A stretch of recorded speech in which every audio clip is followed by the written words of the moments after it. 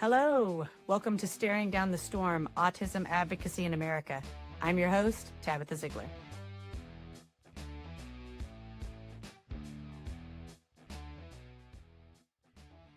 All right, everybody, welcome back to the podcast. I have a good friend of mine, Melinda, here. I'll let her introduce herself and a little bit about what she does.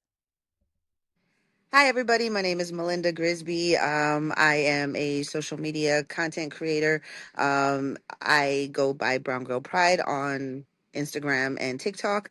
So you can find my content there. And I do a lot of decolonization work on TikTok, as well as talking about history and just bringing a different perspective when it comes to Indigenous voices and other Brown communities within the diaspora.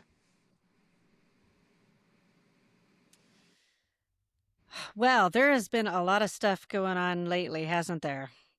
Most definitely. So much. It's hard to keep up with it all at the end of the I mean, day.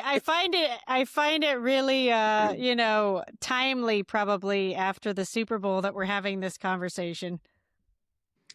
Yes, there's been a lot of controversy over that, and I'm doing my best to kind of help people see things in a different light, and what people missed out of all of that. And to me, the message was showing Latino cultures in general, because we're made up of so many different actual cultures, that the basis, the root of our cultures is community and love and family.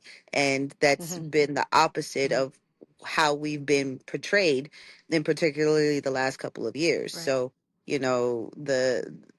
the criminal aspect of how we've been portrayed for so long, and for the world to see the positivity in our cultures and who we are and what we're about was, it was a nice moment of representation that we hardly ever get to see of ourselves. The Mm-hmm. United States is so black and white that we kind of end up being that buffer class. And so the Mm-hmm. oppression or the discrimination, the racism, all of those things kind of get swept under the rug. And so I understand from my people, my point of view, where we felt that proudness. But as an anti-capitalist, I understand that aspect of it too. Um, but Mm-hmm. representation does matter, and I think when people feel seen and represented, we shouldn't remove that joy from them. Right. Well, something that I've always found interesting. I'm from Indiana, so I'm from a very rural part of Indiana, farming culture and all that.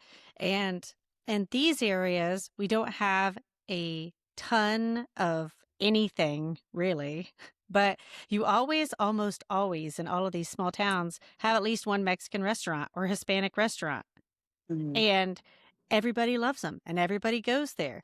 And, most of the people that are roofing your houses, you know, doing plumbing work, working on your garden, working in the field, like a lot of them or a large portion of them are Hispanic. And so I used to be a mail carrier, and I always found it really interesting whenever I was walking around because I come from a, do it yourself sort of family. And my family's been in Indiana for at least the portion that you can track for about 200 years. So that doesn't even begin to touch on, indigenous culture, how long they've been here and everything that we've taken from them, right? But it's just speaking from somebody's family that's been here for a while, right? Like, I actually see a lot of similarities between cultures, especially whenever it comes to, like very rural culture or very farming related culture, because we do a lot of the same things. So there was a family out. Um, I don't know how many roofers were on the house, but they had their kids there. And so they stopped and they took a break and they were doing like sandwiches and fruit and all that sort of thing. And I remember having those experiences with my family. Like my parents, they had a couple rental properties. And so when I was a kid, that's what they did. They'd go in and they were working on the rental property. And so I was that kid. And the only Hmm. difference between me and that kid is they're a little bit more brown than I was. Hmm. Yeah, and I think that's where I like to talk about how European Americans, if y'all get more connected to your cultural roots and remove the whiteness out of it, you start seeing the similarities. You start Mm-hmm. seeing where your indigeneity lies. I think that's also a big Mm-hmm. thing where Europeans forget that they used to be indigenous as well, and they held Mm-hmm. beliefs that centered the land and that took care of the land and centered family and had relationships and things like that. So Mm-hmm. um, you see that in more rural America because your livelihood is the land. So I think Mm-hmm. that's where you can come across those similarities at the end of the day. But yeah, getting people to kind of center family center, and not in the nuclear family sort of ideology, but more so in the Right. relationship, the tribe, the extended family, not just the immediate but the extended and the community as a whole. When you Mm-hmm. start doing that, you start breaking down those barriers of hate and ignorance that plagues the United States. Right. Well, let's talk about that a little bit more as far as Europeans being indigenous, because when we spoke previous to this podcast, you were talking about that, and I was like, "That's so interesting because I've never heard anybody say it like that." But it's true, and maybe that could be a way that people could find that connection. Because I mean, let's just be honest here. I mean, even if they don't say it, sometimes they do, sometimes they don't. But we've got pockets of immigrants everywhere. So some people will say, "Oh, I'm Ukrainian American. I'm, Hmm. Native American. I'm Irish American," or whatever. But just in general, I think we all do feel that pull or feel that need to have some sort of balance and like some sort of attachment to some sort of culture. And we don't really have that in America because, when you come, and I've heard this from several immigrants now, especially the ones that came in, say, like, the 1930s, 1940s, 1950s, if they came from another place and they spoke maybe four or five different languages, they wouldn't teach their kids because they wanted them to be American. Hmm. And those kids now will say, "Wow, I wish mom and dad had taught me because now I feel like I lost a bit of my culture." And that comes from the assimilation, and how people are treated when practicing their own cultures. The United States has done, it practices nationalism, and so that, in Hmm. sense, creates the racism that we see, and it creates the separate groups of races. Whereas prior to race being a concept, we were our own ethnic groups. Even within a race, you have Hmm. several hundred ethnic groups within a race. So it's a form of homogenization, nationalization, which is easier to control. When people have several different belief Hmm. systems, that's much harder to control. That's much harder to keep everybody in alignment with what they want going on. So whiteness became a thing for people to assimilate into in order for the control to keep going. And so I think with when they assign privilege to certain groups of people, and this happens not just even, oh, I always say that proximity to whiteness or privilege in itself comes in various forms. So Hmm. men have a proximity to whiteness regardless of race, because they hold that privilege to that proximity. um Hmm. Being straight, we hold a proximity to whiteness that non-straight people hold. Being cisgendered, we hold a proximity to whiteness that non-cisgendered people hold. Being, able-bodied, we hold a proximity to whiteness that disabled people do not hold. And so our privilege is Hmm. what gives us our proximity to what ultimate whiteness is. And understanding white supremacy and what that ideology means is that their understanding of that is the closest you can get to being a white, straight, cis, able bodied male. That's Hmm. ultimate whiteness.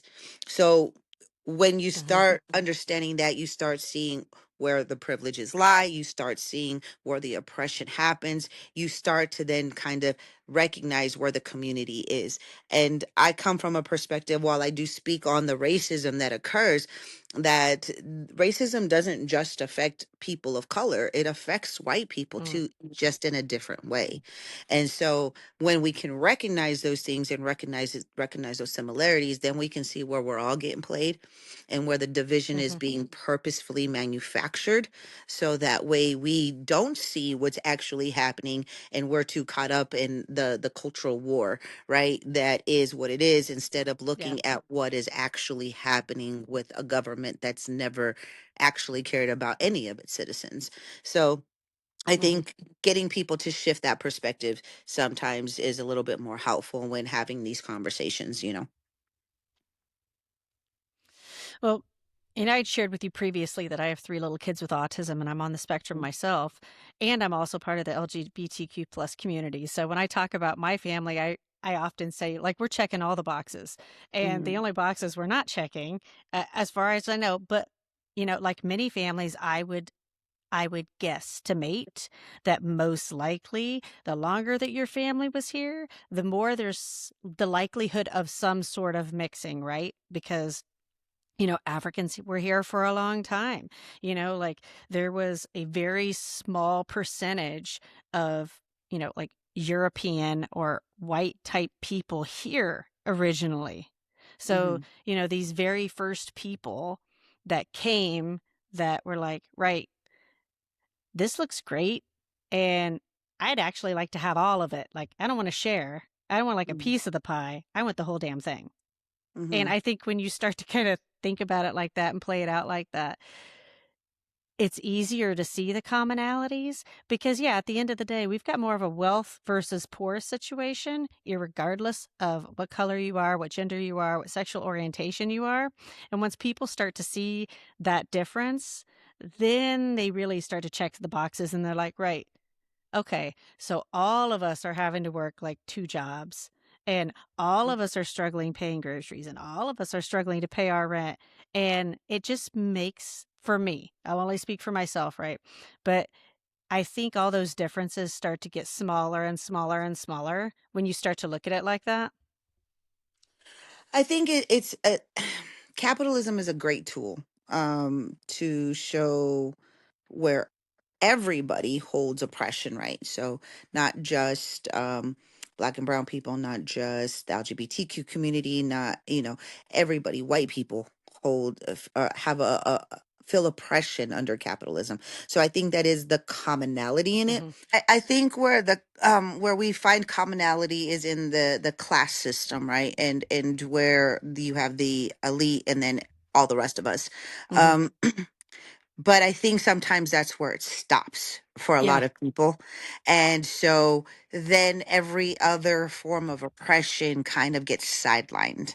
And when that gets sidelined, then it kind of then creates the discourse that we often see. And then the cultural wars start back up again, and everything kind of cycles in, because it's like, hold Mhm. on, we're all working under this same commonality. But now that this is quote unquote fixed, Mhm. where's the room for the improvement everywhere else? And I Mhm. think that's where things get caught up in, where some people kind of, like, I'll hear it all the time. This is a class issue, not a race issue.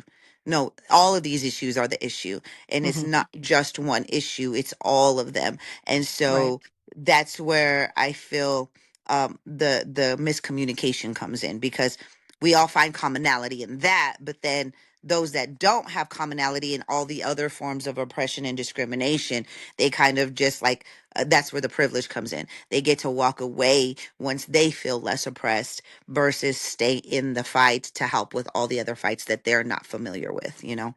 Mhm. I think I saw one of your posts recently in the last couple days because I was trying to do a little refresher. And I think I saw a video where they were talking about, like, Ted Cruz was talking about to the CEO of Netflix, Mm-hmm. Mm-hmm. right? Mm-hmm. And basically saying to them, right, so, if we're not on stolen land, then what? And everybody was like, oh, and I'm Yeah. like, I think one of the many problems that we have is that in order to even approach fixing things, you have to tell the truth and you have to tell an accurate history. And anybody that cares to dig would see that, the United States government has broken every single treaty with the Native Americans that they basically ever had. And Yep. so if you kind of start from that standpoint of like, right, if you're always breaking treaties with the people that were here, and you're kind of always starting fights, and if it's always a brown issue, and like how, like the percentage of brownness that you are or the lack thereof, I think it's easier to plot it. But that's probably just my neurodiverse brain because I can go down the rabbit hole on these things and I'm like, well, that makes perfect sense. But Mm-hmm. to somebody else, they might be like, oh, no, no, no. And they get hung up on all those little things, but those little things are sometimes big things. And then they Mm-hmm. just stop having the conversation when it's like, if you would just push a little harder, just go a little deeper. I mean, we're not saying go as far as to where, you know, you can't have any conversation. Like it's important to have the conversation, but if you're Mm-hmm. not constantly pushing yourself, then it's pointless. Right. And I think even like with like so Ted Cruz, like I said, it's probably the only time I'll ever agree with the man. Yeah. Saying that if you say that we're on stolen land, you're by definition saying the government is illegitimate. Hmm. Well, it is. And it's not even just a matter of breaking treaties. It was a Yeah. matter of imposing their entire lifestyle and who they are and not having any consent from the people already here. Hmm. Um, through manipulation, coercion. There's a lot of federally recognized tribes that don't have treaties with the federal government. Hmm. So, you also have that, and then you also have all of those of us that are detribalized. um the treaty that most Mexican Americans fall under is the Treaty of Guadalupe Hidalgo, that states that if the United States gets all of what is now the Southwest United States, that Hmm. we would automatically be citizens. But the caveat to that was that we had to be white, Hmm. you know so effectively erasing indigeneity, which effectively erases our claims to the lands, which at the ultimate end is the ultimate material good is the land. Hmm. And I think people see themselves and see human beings as the ultimate material good. We're just part of the things that are used to extract the the the precious resources that are needed for them to make the money at the end of the day. And so,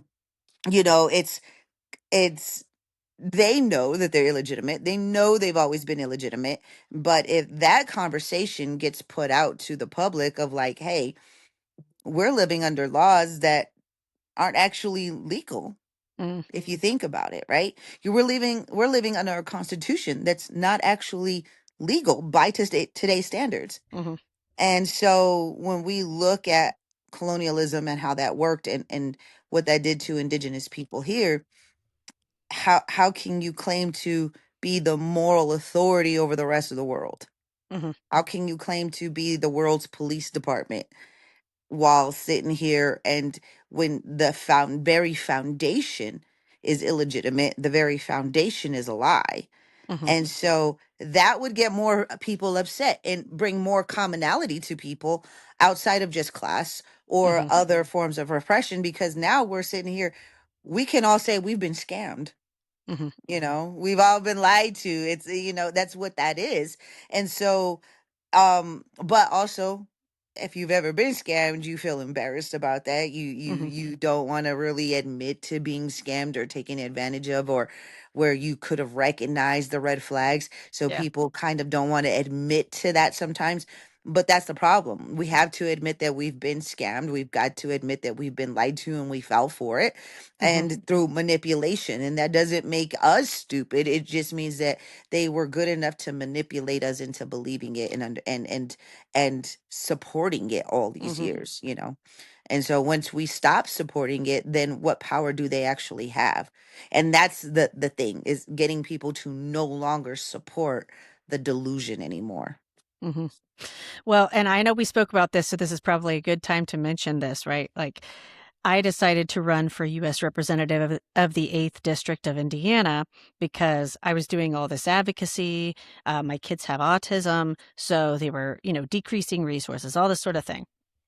And of these different organizations that I'm either a part of or I know the people that are in charge of them and all of that, I had a conversation with them one day and I said, listen, at the end of the day, it doesn't matter how much advocacy we do if these people at the end of it, right? Like they're the ones making the decisions and they're the ones dictating our lives. So then I ended up leaving my job to run for office because I'm like, right, I didn't see anybody in that race necessarily that I was like, yeah, you got it. And if I had, I'd have been like, cool, you've got my vote. Cause I was like, if these are the people that are dictating every aspect of our lives, then we need to put good people there.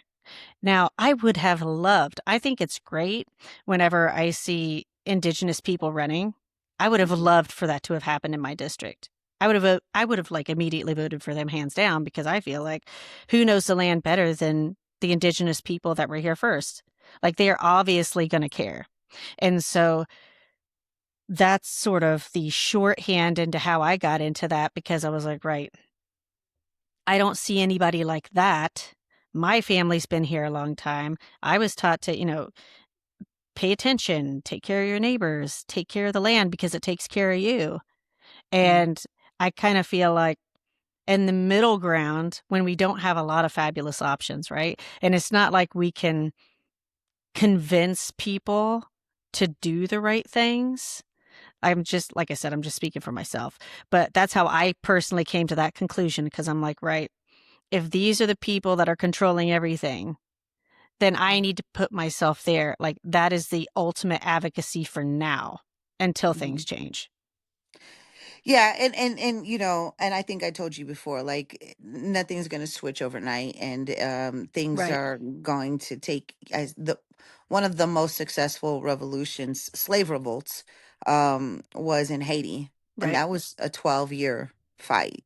Mm-hmm. So, I think because a lot of people's privileges right now are being taken Yeah. away that weren't always ever taken away, the need to rush or the need to fix it now is like the rest of us are like, yeah, we've been doing Right. this, Right. like Yeah. it's not gonna happen overnight. So but there is a sense of urgency from people who've not really had to feel that type of oppression. Mm-hmm. um I think when it comes to indigenous representation in the government, you'll find that most indigenous people aren't going to run, Mm-hmm. um, because then it's running and working within a colonial system. Mm-hmm. And as sovereign nations, they feel that they would rather take care. Now, don't get me wrong, there are some tribes that do have um, a colonial way of running their tribes now because Mm-hmm. that's Mm-hmm. been deeply embedded into and the Sure. assimilation into all of that. But which is why I always say indigenous people are not exempt from decolonization. We Sure. still have to decolonize ourselves. So we've been colonized, so therefore we need to decolonize. Assimilation, um what's the word I'm looking for? Being conditioned into biases that otherwise we probably wouldn't have had. Like all of these Mm-hmm. things are a part of that product. But I think again the reason why you don't see too many, one, they won't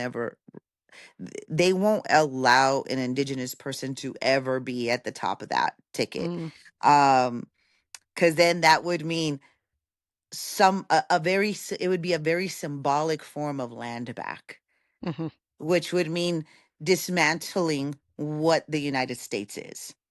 I So think a lot of people would support that though, honestly. I think a lot of people would, but because the system itself is built in a way that you would have to that person at the top would have to dismantle it all. Mm-hmm. And then getting the government itself within to do that would be the part. So it would literally be a coup if you think about Mm-hmm. it, because you would have to get the government itself to back it. And Mm-hmm. if we look at how, just going back to Bernie Sanders and Hillary Clinton, right? Mm-hmm. Bernie's not even actually, there's no actual true leftist in the United States government because a true leftist is anti-capitalist. So Mm-hmm. Bernie isn't even the left, but he was closest to the left that they've ever had, and Mm-hmm. that was a threat.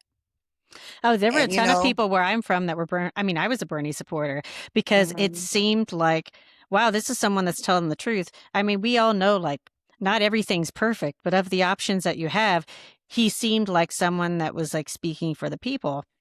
And Mhm. I think people are seeing that probably more now. It's becoming more apparent now, right? Because of all the suffering, I think that they're like, oh my God, like we absolutely have to get people in there that will speak for the people. It's almost like you got the wool pulled over your eyes because, people thought they were, or, they played a good game, or, they positioned themselves well. And now it's seeming like you ha- you have many more people that it seems like pay to play, that they're either millionaires or billionaires, or they're being funded or influenced by billionaires. And it's just clear as day to most people now. Well, even then, they won't allow it to happen. So look at what the DNC did to Bernie, Hmm. right? They made sure that because he was the closest to left that you could get, even though you still is not left, Hmm. he's still a capitalist. Hmm. Um, and even that was the threat. So the DNC itself removed him because that was too much of a threat to capitalism. And Hmm. so it's not even a matter of, that's why I say there's never been a true leftist Hmm. party. It's not a matter of having opposition, it's a matter of what they can control and how they can control it. So I used to be the type of person that was like, vote for the lesser of two evils, Hmm. Hmm. um get us embedded in there, we can be the Trojan horse within. Hmm. But they don't even let you become the Trojan horse. Hmm. They Hmm. have been playing this game for so long. They have made the rules themselves. They Hmm. created it. So therefore, infiltrating it is difficult, Well, I you think there's know? a lot of people right now that feel like, the Democratic Party and the Republican Party are just, two sides of the same machine, basically. I mean, even in our state right now, we have sort of a internal controversy that I think is flowing outward now. But we have two candidates running for Indiana Secretary of State, and one of them, Bo Bai, happens to come from what I think some people would consider like Indiana political royalty. But there's this Mhm. whole subsection of people that's like, hold on a second. Like, that's not how things work here. That's not how things are supposed to work.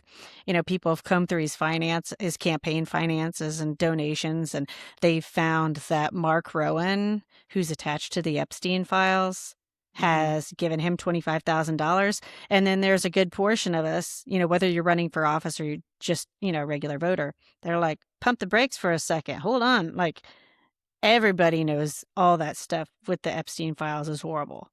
So Mhm. then why would you, as just a normal person, right? Like, either side, Republican, Democrat, Independent, whatever, this whole thought that all money is good money and that you shouldn't care. Like, I think people are getting away from that because they're like, well, hold on a second. What makes you any different than them then? Like, if you're supposed to be for the people and certainly to protect children, because I mean, Jesus, like anybody. That just seems like a no-brainer. So then why would you even entertain? And then on top of it, right? Then when someone calls you out on it, then wouldn't you be like, well, hold on, my bad. Like, let me take a look at that. I didn't know, or I wasn't sure. And he's just Mhm. saying nothing. So, like I said, internally right now in Indiana politics, you've got this separation because you have the people that are like, if we want change and if we want to do better, then we can't do that stuff. And then Mhm. you have the establishments that's like, yeah, well, and so then that's Mhm. creating a whole lot of controversy. And that's just one thing, right? I'm sure that's Mhm. happening in every single state across the board, Mhm. but there just feels like this awakening in the people, in politics, and we're like, right, we've been asleep. We've been asleep at the wheel. And these really bad people have infiltrated every bit of our society, and how do we change that? That's the answer I'm going to give is going to be the answer nobody likes, because it requires decolonizing. You Yeah, but I change it like truth, through, so go ahead. yeah, you change it through changing your worldview. You change it through understanding. what colonization has done and where you need to decolonize. So much of what we do every day just seems so normal and seems like this is how it's been forever. Mhm. And then when you actually look at it in a historical perspective and through a historical lens, you realize no, it's not always been that way. Going Mhm. back to that conversation of European Americans being indigenous Mhm. to their lands in Europe, yes, Mhm. but there was a connection to the land, a relationship with the land. You saw the land as a relative. You didn't see it as a commodity. Just Mhm. getting back to those basic fundamentals of humanity Mhm. is where it is. So many people, when you think of what a family is, you think of the nuclear family. Most people Mhm. think of it that way. Mhm. You can't reimagine, and tribalism has become this thing where it's been associated to negativity and a negative connotation. Like, they'll associate politics to tribalism. It's Yeah. just tribalism. People are being tribalism about this and this and this. That's not tribalism.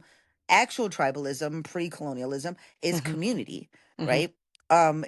It's building together, it's looking out for each other, it's Right. taking care of one another. That's true tribalism. Um, but they had to turn that into the thing that we can't be, because in order to control masses, you have to separate the tribe. And this is how it's always been. You separate the tribe, you dismantle. This is where you get the detribalized indigenous people. Mhm. You Mhm. guys are detribalized indigenous people. You've been separated from your original tribal cultures, values, spiritualities, and been displaced from that. So Mhm. now you don't have that connection anymore. And even for the rest of us, we're having to re-indigenize ourselves. We're having to decolonize all of the colonial mindset, Mhm. values, and structures that we've been so used to. And there's things I'll look at on a day to day, as I'm doing things, and I'm like, dang, that's kind of actually real colonial. You don't recognize just in the little things sometimes. Mhm. So we're still at a very superficial level in decolonization.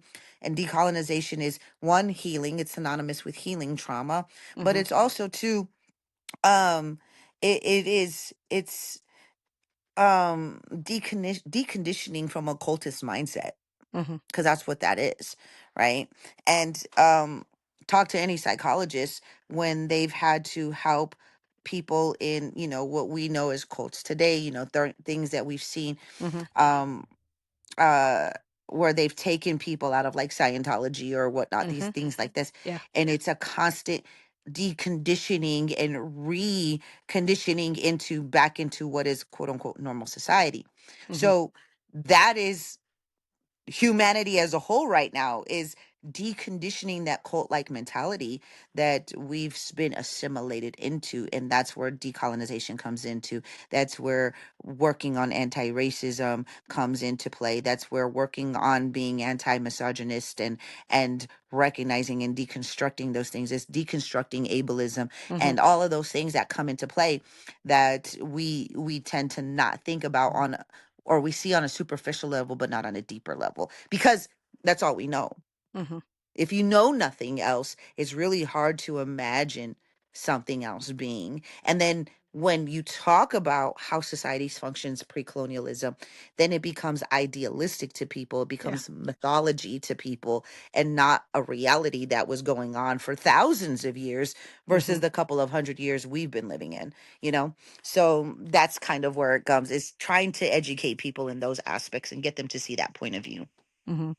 So let's do a step by step and just make it easy for people. Let's say if you could give people like 5 things that they could work on that are easy things that they could decolonize themselves, like what would be your suggestions for that?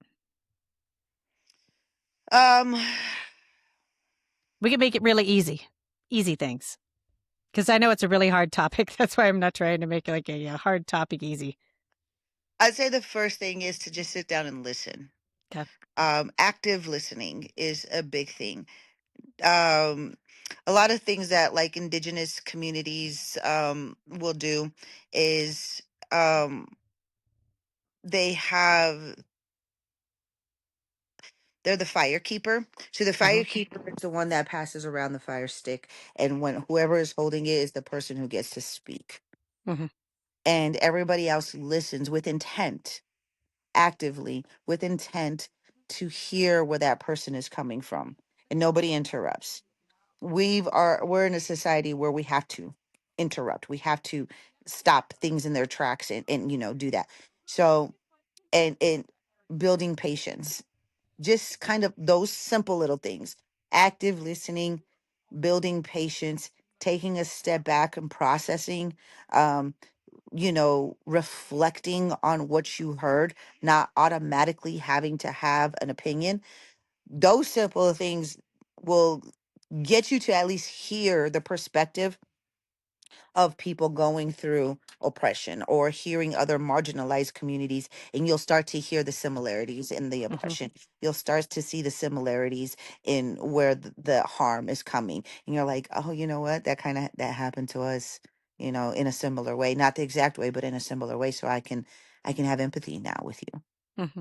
So those would be the simplest things. It's just basic getting back to us as being humans and actively listening to each other, taking it in, reflecting, and then forming an opinion. I think we're so quick to react and we don't have the patience. So removing reactionary kind of ways of being and look towards trying to practice more patience in those manners. Those are the simplest steps.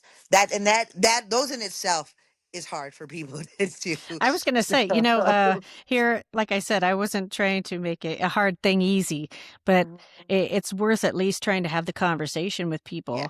And I think that's probably a large reason why I'm doing this podcast is I remember telling people, I want to have real conversations. Mhm. If we're going to have any sort of advocacy for anything, we have to talk and we have to listen, but we have to talk about the hard things. Like it can't just all be the good stuff. And Yeah.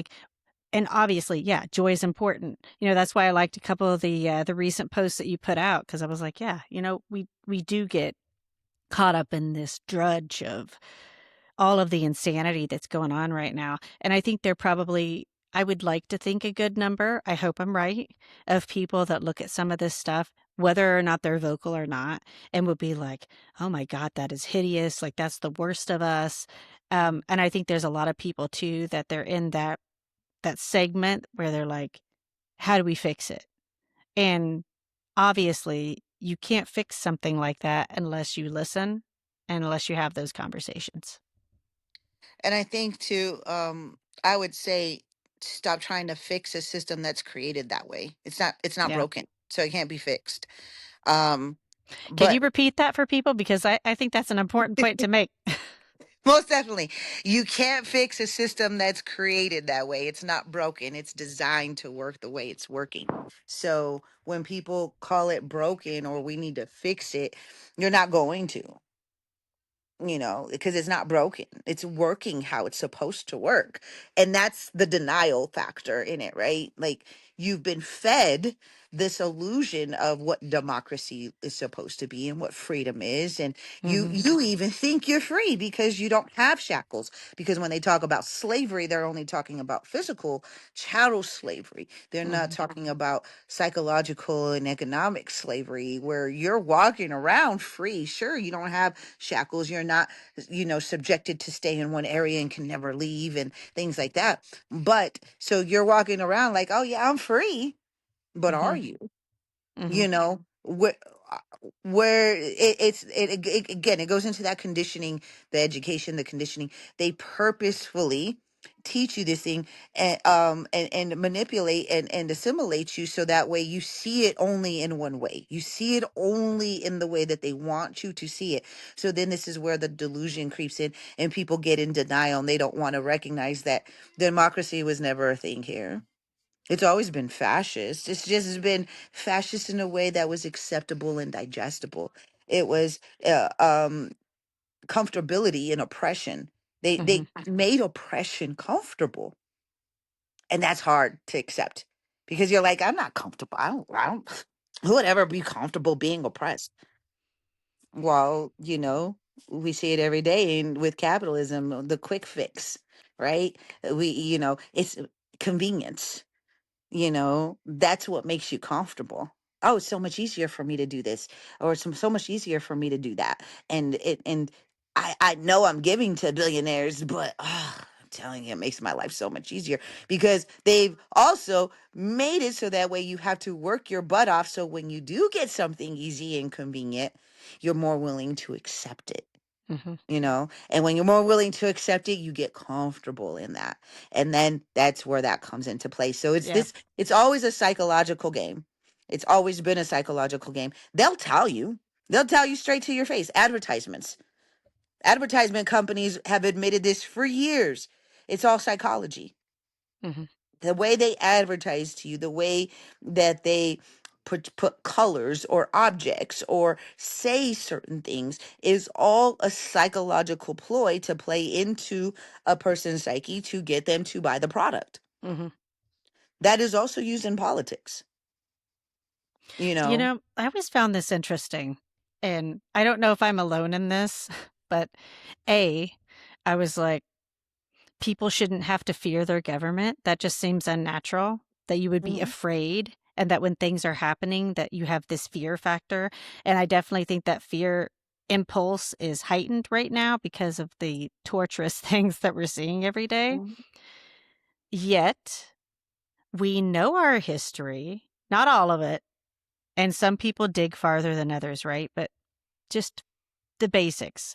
Like most of us know about Martin Luther King, most of us know about slavery. We probably don't have the full deep dive, and some people know Mhm. more than others.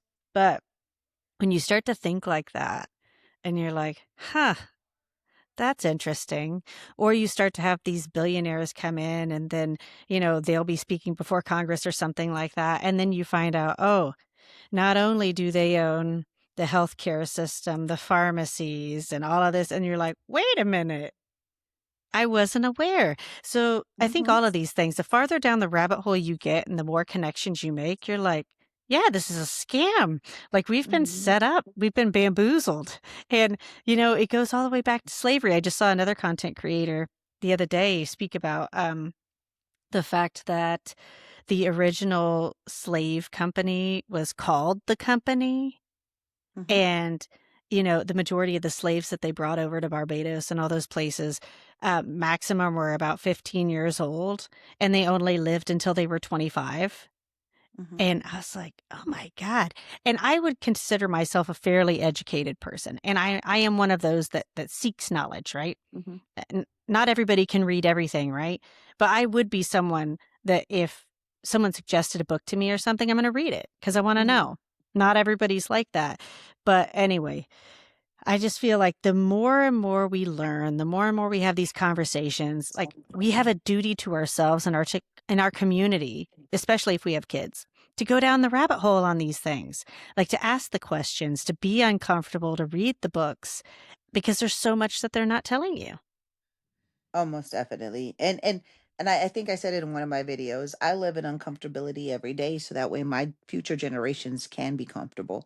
Hmm. Um, you know, there's things that I decolonize, every day. There's things that, I don't even think about decolonizing and then something triggers an idea, or I see another content creator saying something, or I see something within media, or just a real life experience Hmm. walking down the street that you're just like, oh, you know, uh, ooh, I didn't think about it that way.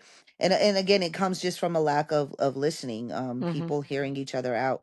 Um, and the conditioning goes so deep as to, we're conditioned to be in conflict all the time, but not actually address conflict, Hmm. right? We're not taught how to deal with the conflict, but we're taught to be in conflict. Hmm. So it's these constant contradictions that we're pulled back and forth into all the time, and which creates the the feelings of anxiety that people have, because you sit there and you're like, okay,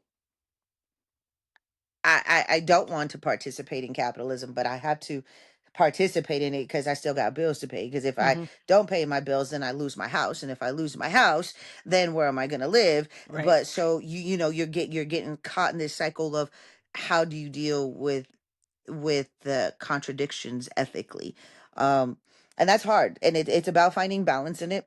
And it's about even sometimes rationalizing to yourself, Mm-hmm. because it's all a made up system. So you're gonna have different viewpoints on things.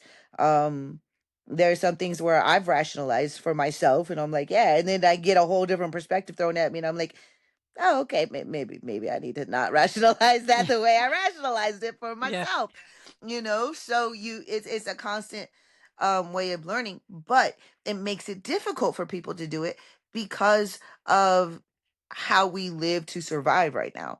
Mm-hmm. um the average everyday person that's just struggling to get food and shelter aren't thinking about decolonizing. Right. The average person that has, their, or the average farmer that's barely able Yeah. to make ends meet with, and they have thousands of acres and still barely making it. they're Mm-hmm. they're not thinking about decolonizing. Mm-hmm. They're not thinking of these things. The mental health is actually getting worse, and that's Mm-hmm. part of decolonizing is healing. Right. So when the mental health and the stress and all of that continues and cycles and spirals out of control, people aren't thinking about doing the work to decolonize because they don't they're already in a spiral that they can't get out of. So it makes that's where I say, um rebuilding community, Mm-hmm. because then you rebuild support for each other, so that way you can actually work through Yeah. those things, and deconstruct and not worry about surviving every day, so you can work through the actual pain and the suffering that is within. I was just telling someone the other day, um, I would much rather be poor and watch my kids grow up and be able to read and have like a cup of tea. Like that's my idea of success now. And I think we're a similar age. I'll be 43 soon. How old are you? I'm 43. Okay, right. So I also feel like I'm kind of like I'm a border generation. Like I was the kid that played with sticks and dirt and all that sort of thing that then eventually got into, like computers. We did like the Oregon Trail with the floppy disk sort of thing in school. Like I'm that generation, you know? And then flash forward, now I'm like trying to learn as much as I can about computers, so like, microphones, whatever for the podcasting. Yet I still had the possibility of having that childhood that was very much rooted in nature. And I'll never forget something my grandpa said. He said, "You always protect the land because that's what they're after." And that always stuck with me. And so whenever we drive up north, my grandpa and I, um, and they've done it a lot more now, but all of the farm ground up north was that like black soil that was that really good soil. And then they were just constantly bulldozing all those farms and putting in these subdivisions. And he would look over there and just shake his head. And he'd be like, that land's not going to be good for 100 years. And so everywhere I go now, when I'm driving, I'm always, reflecting on that. And just outside of Indianapolis, there's this big construction site, which they just came out with is going to be like a big made a AI data center. And they've been doing it for a while, but they just told people what it's going to be. And you see all these little farmhouses and stuff like that that have been there for 100 years, and they just bulldoze them like they're nothing. And as I look around and I see all these, all this concrete and all these things, right? Mhm. I think the older and older I get, I'm like, it's just stuff. And maybe that's also why I'm leaning hard into the advocacy, because I know if we just let these people go unchecked, they're going to take it all because that's what they always do. Like it's never enough, right? And even though most of us know we cannot continue to just, pump the petrol out of the ground, like we have to at least have conversations about, what else can we do? Nobody's saying that like things are perfect, right? But like these are conversations we should be having. Same with the national parks. Why wouldn't you want to protect the national parks? This is something that is for everybody. And it doesn't matter what color you are. Like, thank God they preserved that. Now, obviously, we know they took it from the indigenous cultures, which is bad. But for the moment, if we can't fix all of the wrongs that we did, find out what you can fix. Like, find out what way you can advocate and put like boots on the ground and everybody benefits from having clean water, clean air, good food to eat. Like these are basics that I feel like maybe people of our generation, we really need now to be those advocates, because I kind of feel like the boomers, like it's weird to me that they came from generations that fought Nazis, like their parents, right? Their parents or their grandparents. And yet the older generations here are the ones that are like, yeah, well, it's like, didn't you guys learn anything from your parents? That's just me. I'm just like, I don't get it. Like it's not making rational sense. I think every generation has their advocates and their people who are complicit Right. in it. Um, Obviously but that was a very general statement, well, yeah, for sure. But I think with each generation, I actually crack up because I kind of say the same thing because I'll see older generations be like, These kids know nothing. You raised those kids. You Yeah. are the generation that raised the generation you are complaining about. Yeah. What are you Yeah. talking about?" So, Yeah. I always find it hilarious because I'm like, "You raised them. What are you mad about?" Mhm. Um, but that's what it comes down to. I think you know and we've all had our unique traumas. There's this one content creator that I was following, and she kind of broke down each generation's Mhm. Mhm. traumas and how they adapted to that, and it was Yeah. like psychologically I was like, oh yeah, that makes sense. I had a greater appreciation for each generation after that. Mhm. But one thing about, as millennial or zennial generation, Mhm. the Mhm. older millennials, so to speak, um like you said, we went from a time of living in the old ways to the new ways Mhm. in just our school age years, Yeah.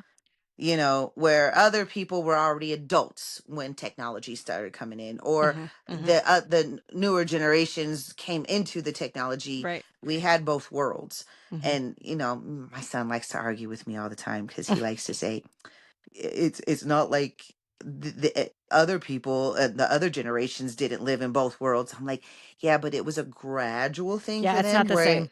yeah, it literally for us it happened within our childhood, like In some our things with formative years. yeah, exactly, very much. And so that in itself shaped our mental health, because I Mhm. will say with us, at least with older millennials, we're the generation that started bringing that to light, Mhm. was let's talk about mental health, Mhm. which is why I guess we get called the trophy generation and all that.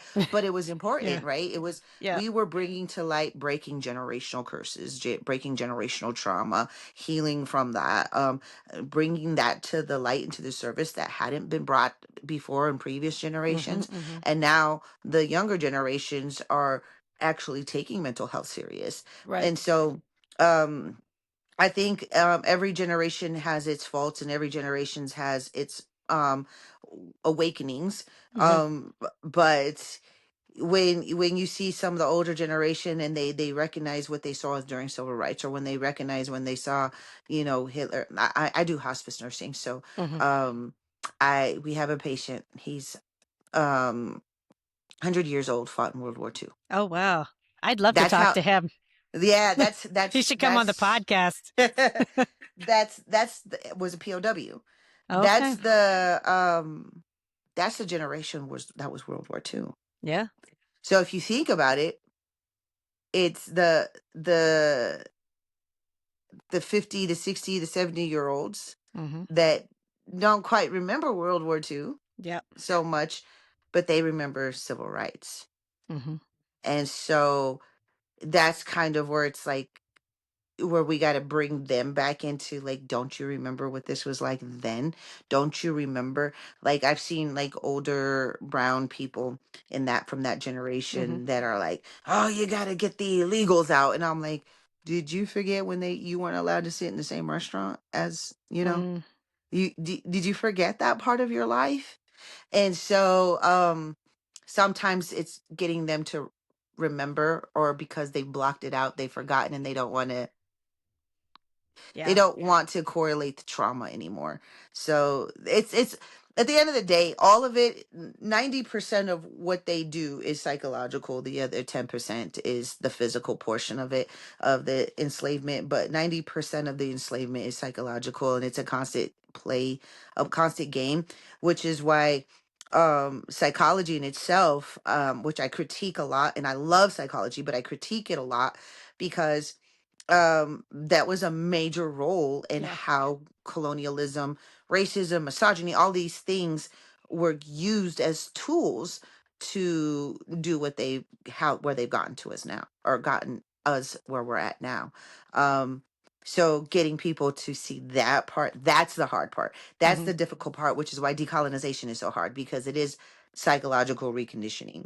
And people don't have the patience. They want to see physical changes. They want to see, the tangible things. And psychology isn't tangible like that.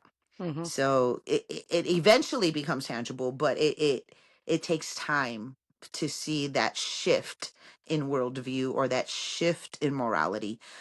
So that's what makes it difficult, I think, for a lot of people at the end of the day. Mm-hmm.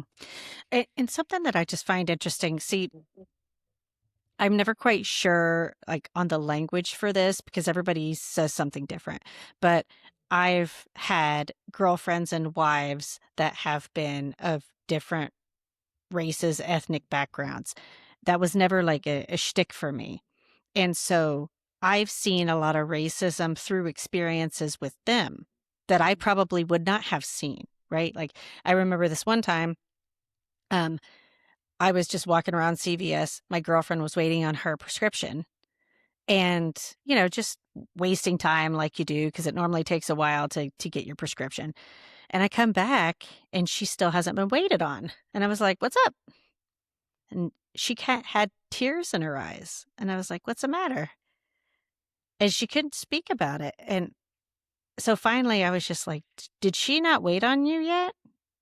And she's like, "No."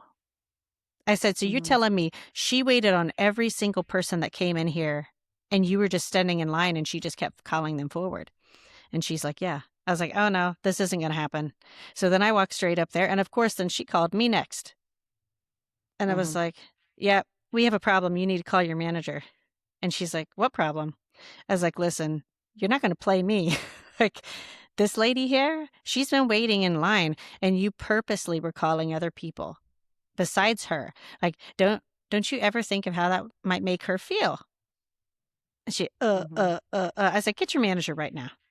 And I just reamed the two of them. And I was like, "I better never, ever hear of you guys pulling this shit. Like, I don't care. I don't want to hear any of your excuses."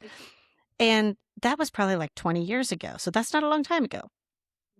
Then I married someone that was, she would consider herself colored from South Africa. And then I was in South Africa and then I watched how that worked. And I was like, wow.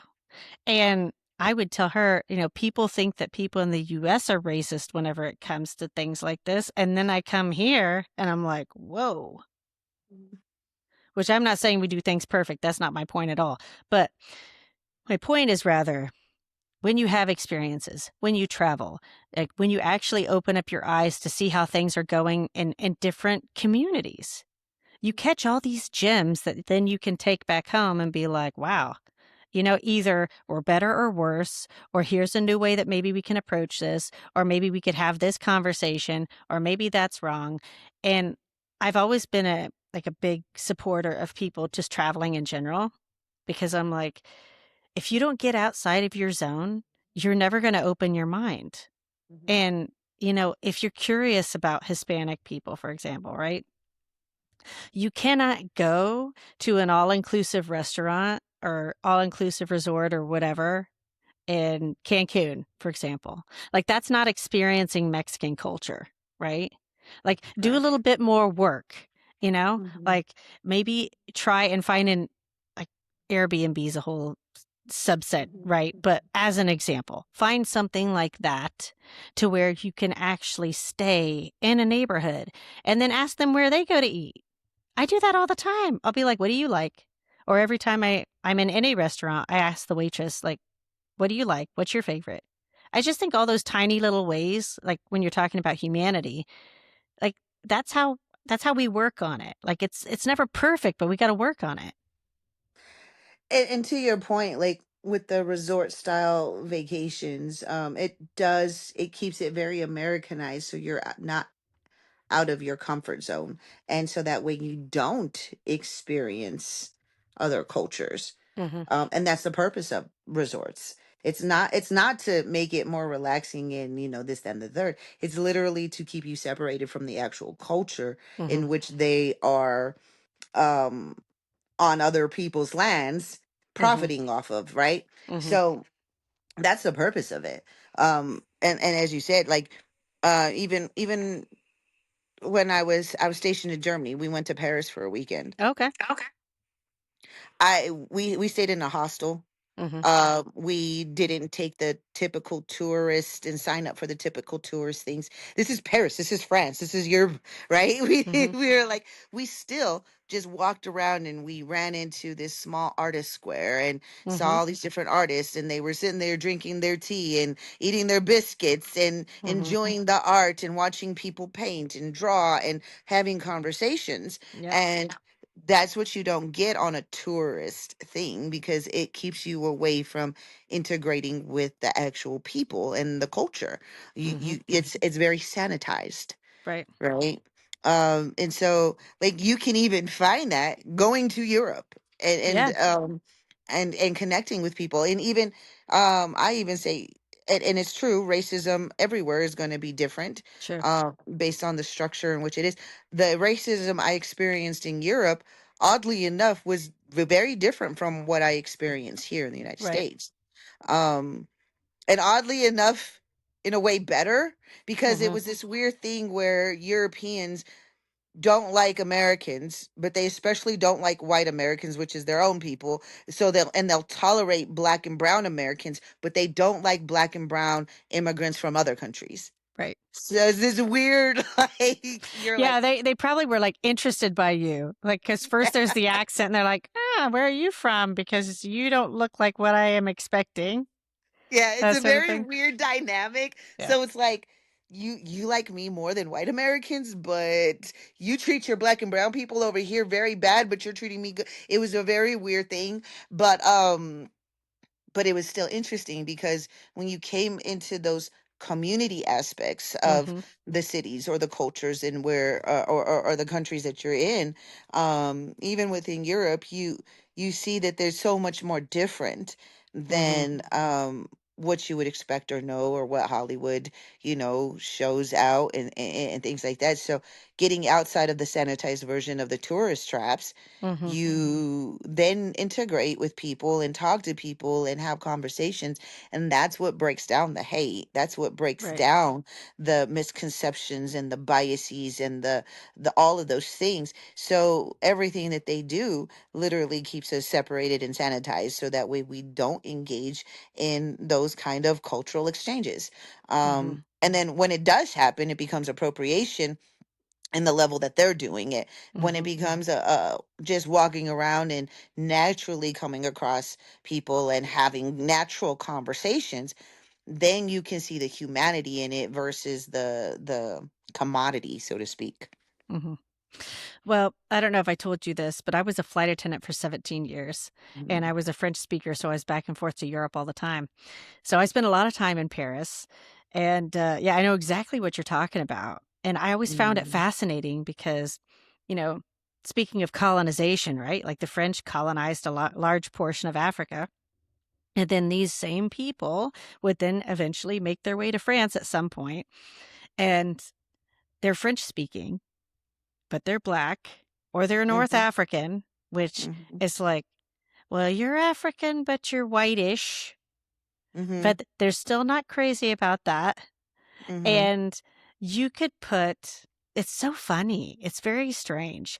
Like, based upon the color of skin, color of hair, your accent, your religion, like, you definitely see how people can move through the world in a different way. And then when you're talking about, like, I always thought that was strange, that whole like one drop of black blood makes you black. Mhm. And then, like, they can be really, really light. But then if you're really light and then mix with white people, and then eventually you basically are like, well, forget about it. I'm not black anymore. Like, we've got all these different stories in the US like that, not just in the US, around the world. Mhm. I can't remember what show I watched, but I found it fascinating. They were talking to cousins because when they started doing, I'm kind of a genealogical nut too. Mhm. When they started the DNA testing and all that, then they would find families that was like, this whole subsection of the family was all black. And then this section was white, but they're related. And then they had to have hard conversations. And it's like, come to find out, like Mhm. one of the sisters or one of the brothers was like white passing. And then they just weren't, they ran with it because it made their life easier. Mhm. But, nobody wants to have those type of conversations either until it's forced upon them. And Right. then they're like, "Oh, well," but they don't really embrace it. They're like, "Hey, that's awesome. Hey, I learned a new thing." Because Yeah. like we're all like a melting pot of cultures and it makes us stronger. Yeah, I think like for example, like going to what you were saying about DNA, I have a couple of African ancestors. Mhm. Now, I personally won't ever say I'm African, but not because I'm embarrassed or afraid to admit that Yeah. or say there's no way. It's more so of the fact that these African ancestors are like 8, 9 generations back. Sure. So there's that culture has since stopped within my family line. Yeah. Didn't stop in other family lines, but it stopped within my family line. Right. Most of my family is indigenous. Most of my ancestors are indigenous. You had the one or two that came in and integrated within our family. Right. So I have my African ancestors. I'm not African. I'm not black. I'm not Afro indigenous. I'm not Afro Mexican. I'm not Afro Latina. Mhm. Whatever label people want to Yeah, use, yeah. but I'm very proud that I do have African ancestors. In the same way, I'm proud that I do have good European ancestors, bad European ancestors. I have good Mhm. indigenous ancestors, bad indigenous ancestors, and so forth and so forth. We have a mix of ancestry that's human species in Right. general. Right. Um, so that's number one. Cultures, when they are naturally homogenized because of alliances through marriages, or bringing cultures from one, adopting in people, and all of the things that have happened when it's a Yep. natural progression of homogenization, that is how cultures will work, and the shifting of cultures, or the melting pots, or so forth. But then the homogenization of cultures through forced Right. assimilation and colonialism, that's where we having that distinction comes into play, because um while I can see many similarities with my culture and other cultures, I also see the differences, and where that lies, and where some people will look at some of our things and be like, I don't find that morally acceptable. But Mhm. then I'll look at other people's and I don't find you morally acceptable, Right. Right. and so that's where having those conversations are important.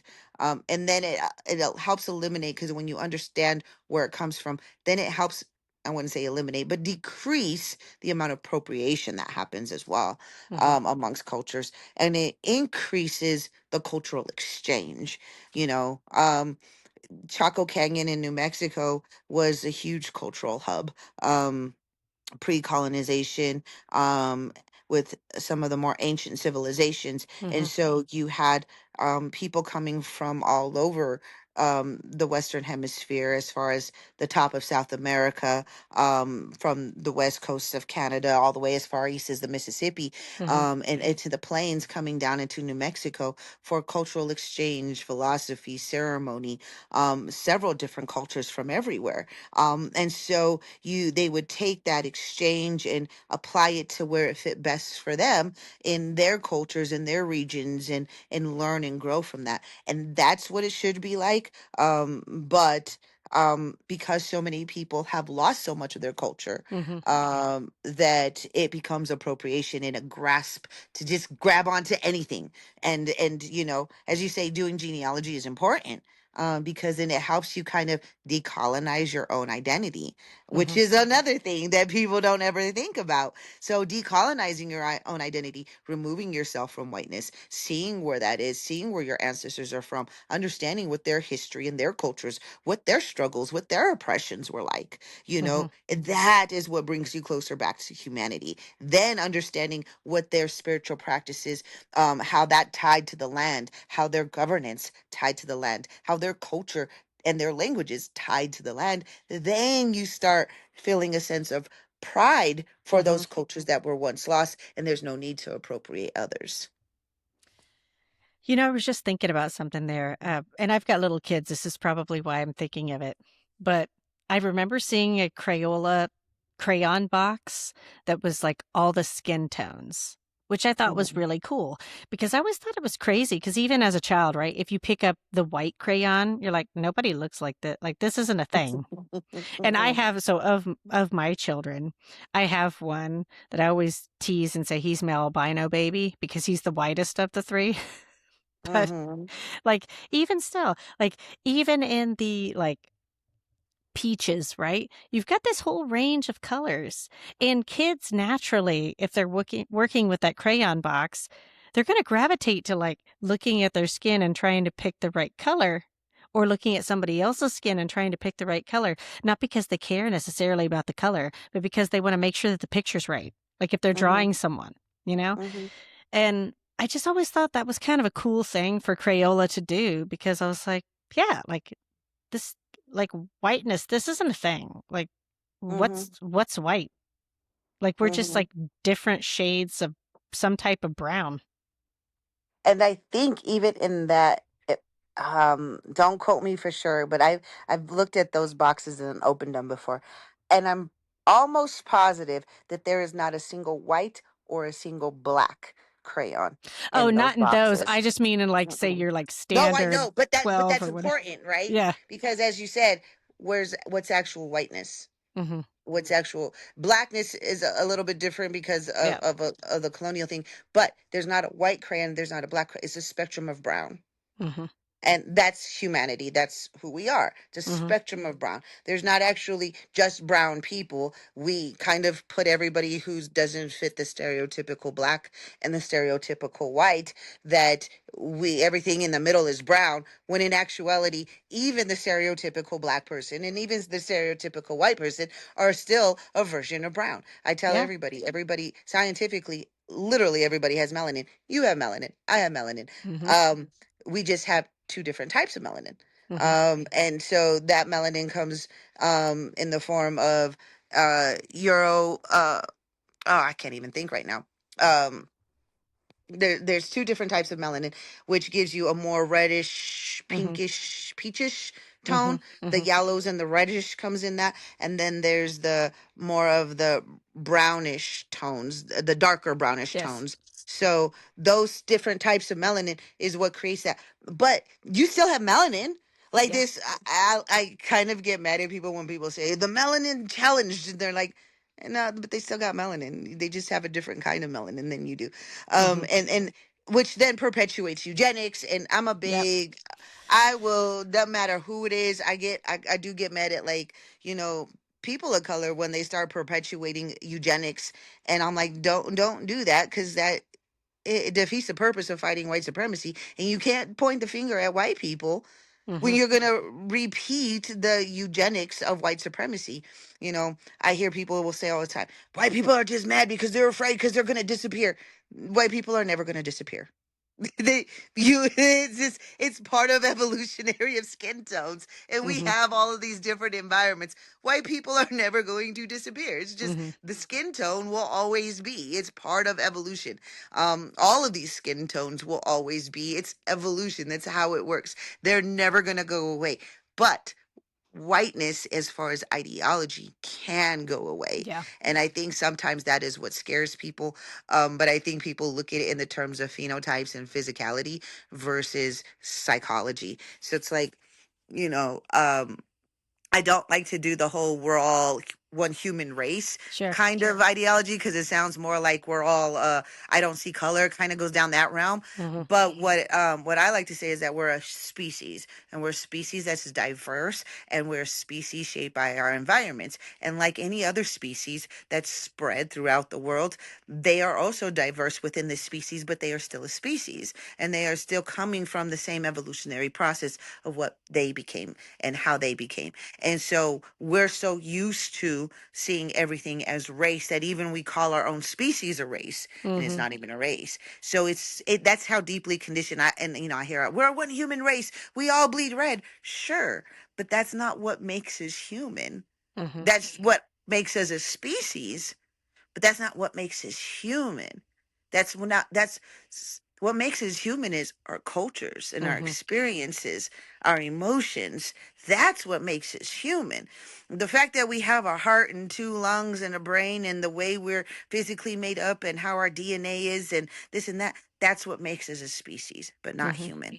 And so when people recognize that, then you start seeing the beautiful differences in what shapes us, and then that diversity creates innovation. Yeah. It's not the competition that creates innovation, it's the diversity that does. And we've been taught that it's the competition. We've been taught that we're naturally competitive, that dog eat dog world, right? Like all of that stuff.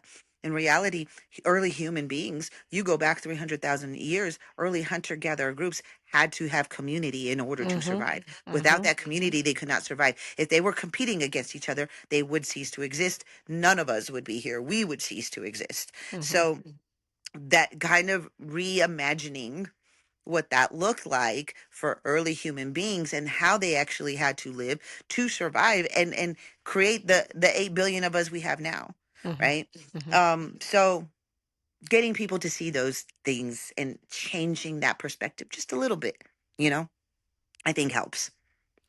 Yeah, because, well, let's just say science helps, you know? Like, this is why it's important to have people study the various levels of scientific thought because, I mean, Jesus, we all know that everybody originated in Africa, right? And Mhm. then it spans out. And then as we are traveling around the globe, the early humans, and then we're in one place for a little bit longer, depending upon what is beneficial for you to survive in that area, then determined your skin color, basically. It's like, you know what? If you happen to be in Scandinavia and you need to reflect the light to get more into your skin, well, you got to be a little bit lighter because you were there thousands of years. Like there's different things like that and look, I'm not a scientist. Like this is just very layman that, hey, I opened a book and I read some things, right? But it surprises me how many people don't even do that. Or if they want to really have this full on white nationalist conversation and, European expansion. And I'm like, listen, just open a book and just look for yourself. Like the US, the landmass, and we're not even talking America because, then you get into the conversation of Canada and, Central America and all of that too. But I'm like, there were brown people here. Lots of brown people. Like this place wasn't empty. Mm, no. Just like we're talking just very basic, like full of brown people. And then some white people came over and then decided, I just want it all for myself. And I like to blow people's minds when I say skin tones in what we now call Africa, because we're talking Yeah. 300,000 years ago, right? Right, right. So even skin tones then, in early Homo sapiens, early human beings from our species, Sure. was diverse. Yeah. Africa is a continent with diverse environments. Yeah. So you're going to have people who are darker, people who are lighter, all of this Mm-hmm. and that. Mm-hmm. But then I blow people's minds because then the hominid species, the humans that came before us, Right. those other human Which were species, several. which were several, also had diversity in skin tones, right? Mm-hmm. So, like, this idea, I think people, it's just very hard for people to reimagine, like we as modern humans do not look the same as even early humans in our species. Mm-hmm. 300,000 years ago, our species still look completely different from us. We are evolved after 300,000 years. Yep. Our phenotypes, our skulls, even our Yep. bone structures, all of these things have evolved over 300,000 years, so we don't even look like, but because we don't know anything different than what we Mm-hmm. look like and what we see in modern humans, that's what we picture. So that's where the education is important, so people can reimagine something different and Mm-hmm. not see themselves in a hunter gatherer person from 300,000 years ago, you know. um so that in Well, itself. and we haven't even gone into Neanderthals and the mixing of, all Oh of yeah. that too. Exactly. So it all, like, you had several hominid species that interbred, were hybridizations of things, and then that becomes like a talking point or saying that people aren't pure. It goes back into the eugenics and the Mm-hmm. pseudoscience of, Mm-hmm. well, you got part Neanderthal, you're not a real human. It gets weird. It gets so weird, you know. It is like, they're like Denisovans, Neanderthals, early human beings were like, if they were to hear us now, they'd be like, "What the hell are you talking about?" You know. So it does. It goes down these weird pseudo kind of rabbit holes. I like to have those conversations with people sometimes because it just makes me realize. Like I even go back to when I was in high school and what I learned in high school. Mm-hmm. Um, versus as a nurse, what I learned in Sure. actual college Mm-hmm. science courses. I'm Mm-hmm. like, oh, I get it. I get why the ignorance in science is so deep, because what they teach you in high school is very minimal and it's often wrong.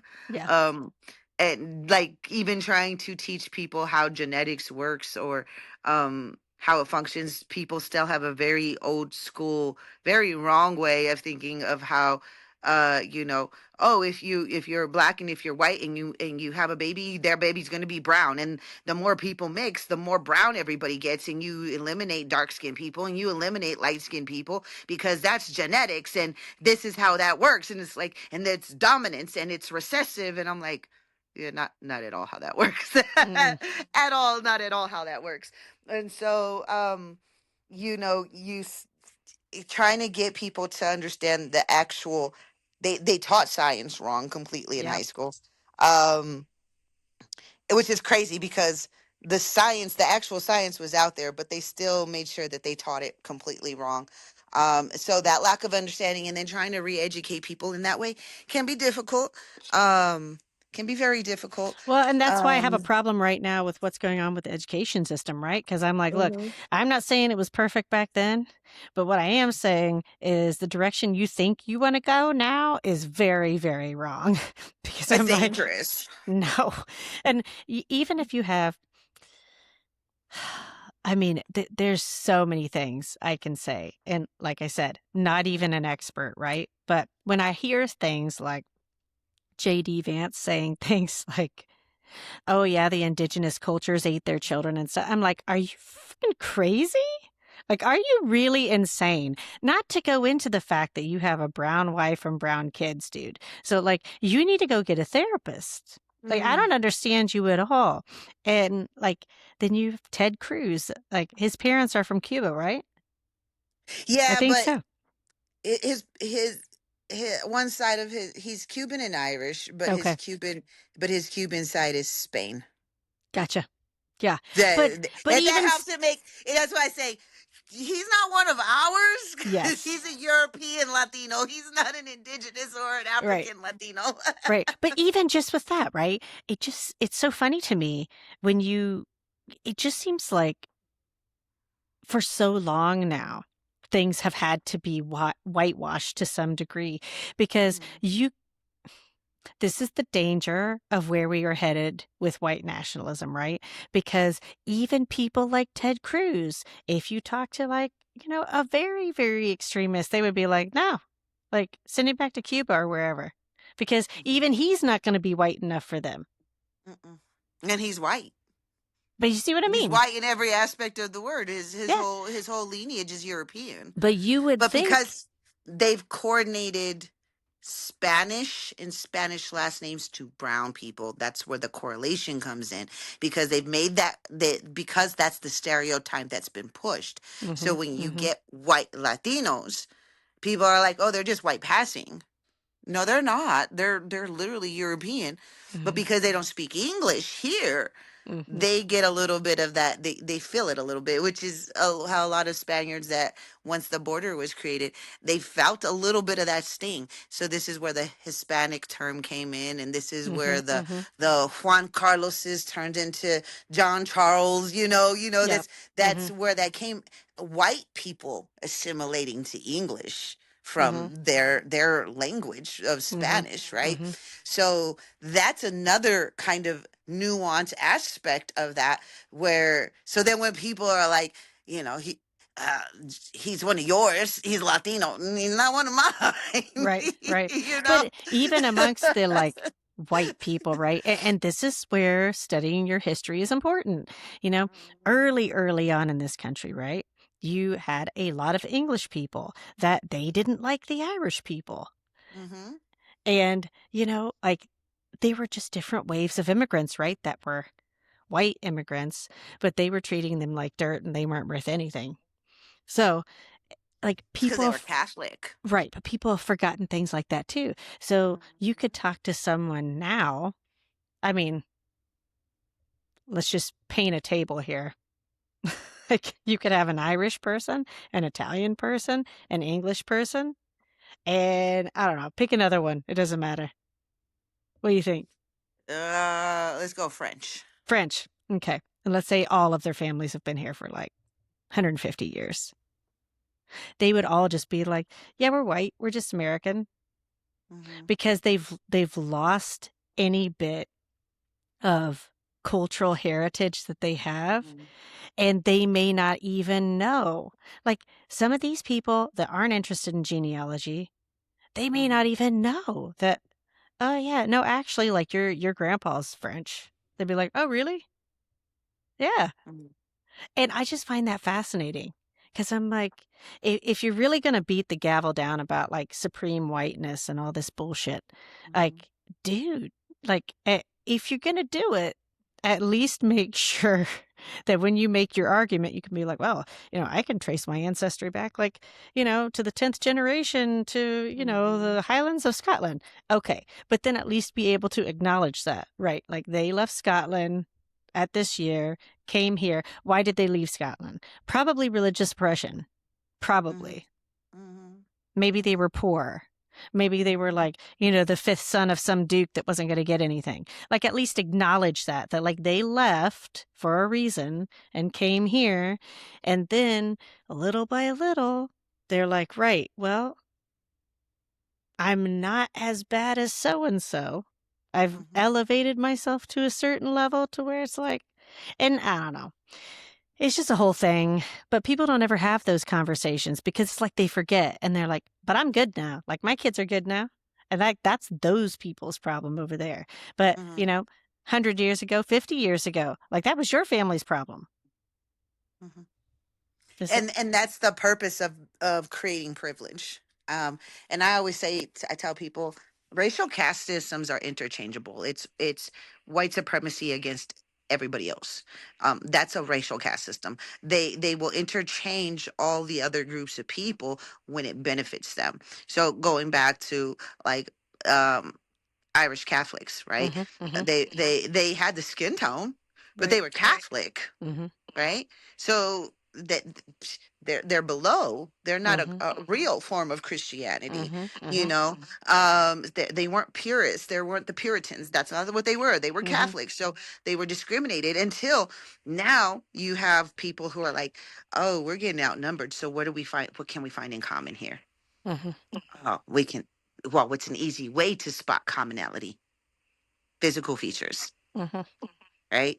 So we still don't like you, but we're gonna give you some privilege. Mhm. If we see you and you look like us, we're not gonna fuck with you. Mhm. And you can do your little religion in your own way, in your private way. But don't let us find out about it. Right.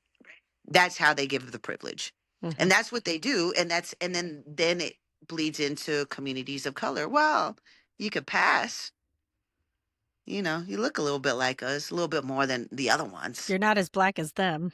Yeah, yeah, exactly. You're not as Native American. You're not as Chinese. You're not as black. You're not as, so hey, come on over here.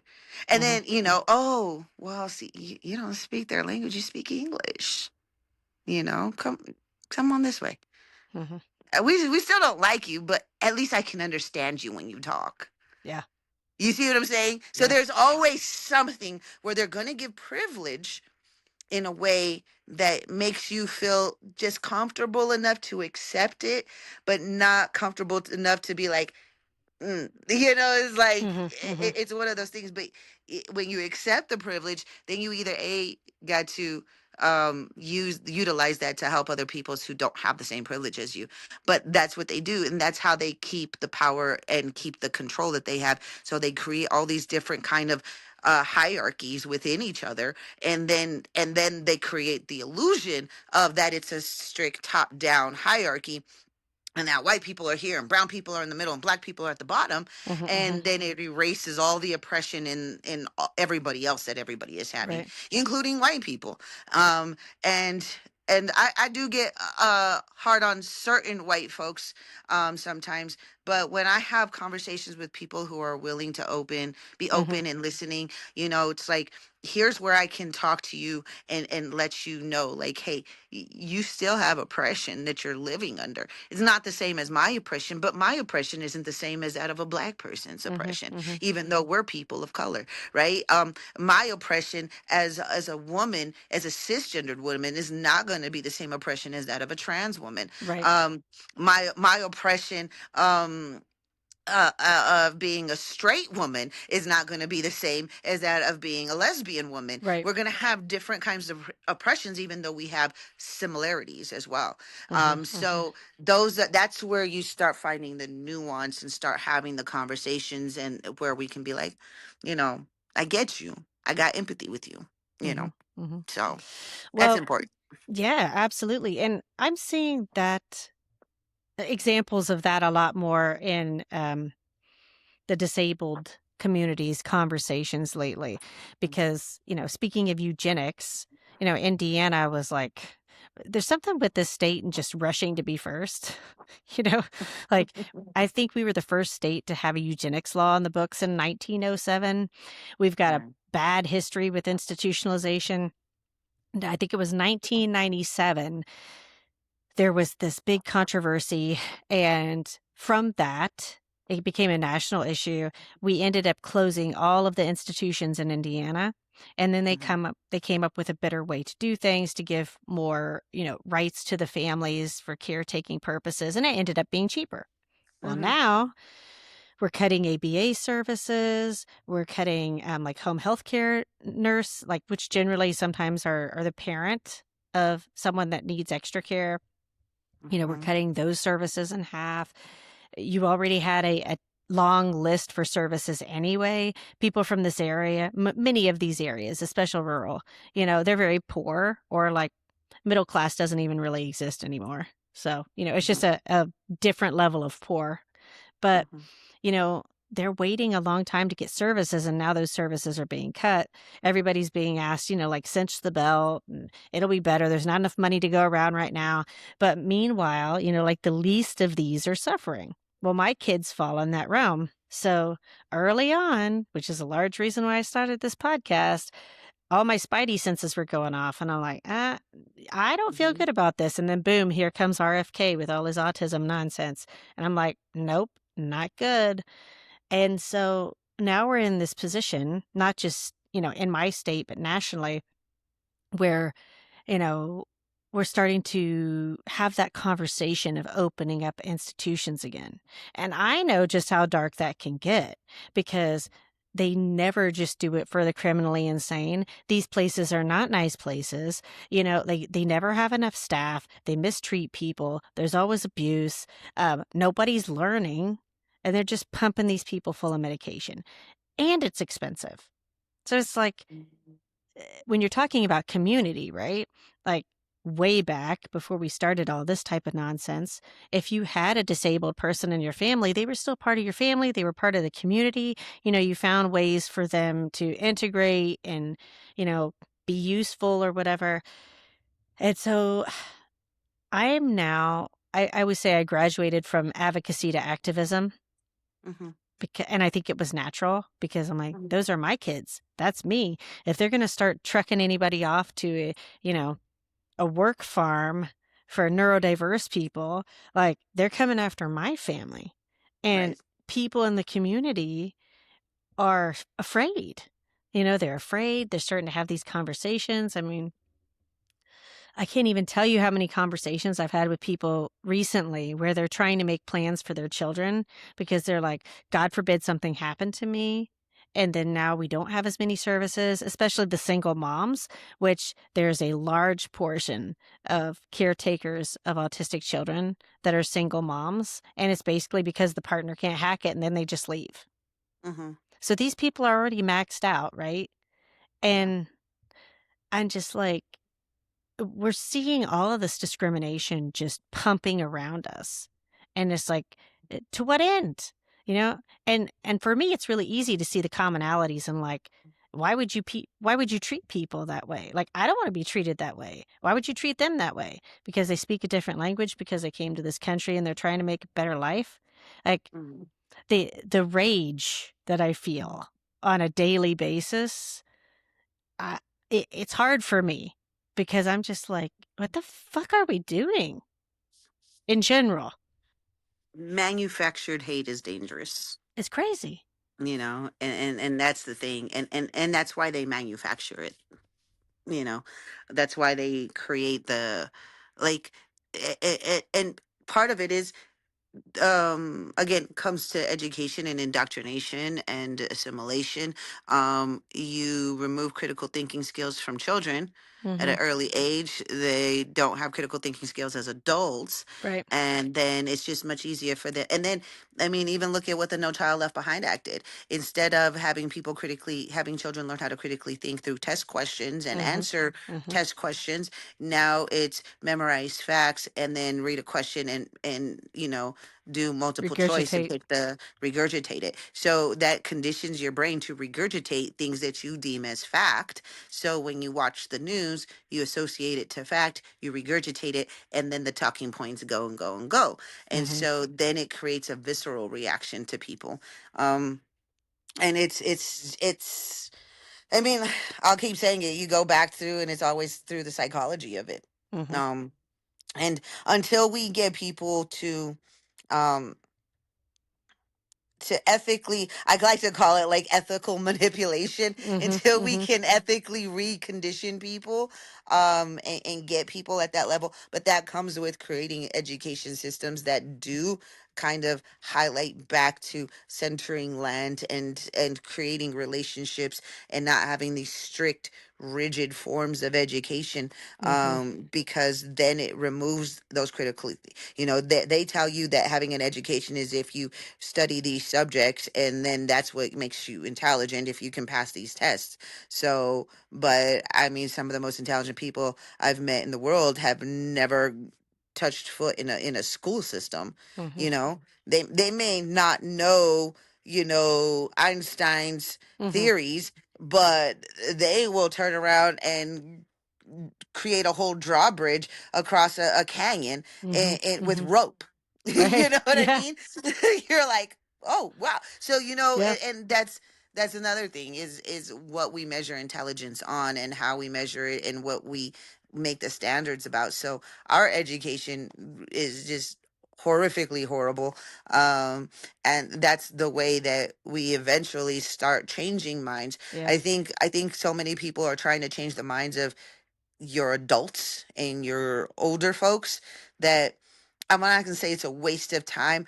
I'm just saying you're going to have your energy more well spent on creating the programs that are going to help Mm-hmm. change the children's minds, because that's what they did, if I'm going to be honest. Well, that's why Turning Point USA is headed for the kiddies. Like, Yes, it is. I mean, that's why the Nazis did it. I Yep. mean, it's like playbook Why they stuff. had mission schools, Yep. residential schools, colegios in Mexico and other parts of Central and South America.